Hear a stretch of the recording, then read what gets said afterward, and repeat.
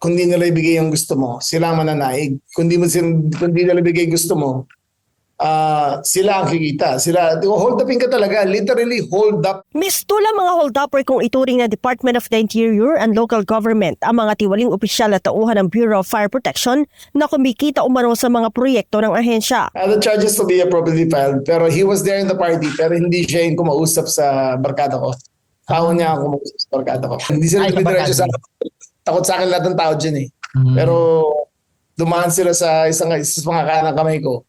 At sinabi nila, pakisabi kay Sec, may 1.5 billion siya sa kada truck. Ang BFP naman nangako maglilinis ng kanilang hanay at tiniyak na makikipagtulungan sa gagawing investigasyon. May ongoing na rin na ginagawa ang aming investigation team sa pangunguna po ng aming Internal Affairs Services at saka ng Directorate for Intelligence and Investigation. At we are committed din sa due process. At we are maintaining a zero tolerance policy for any misconduct and any corrupt practices sa aming hanay.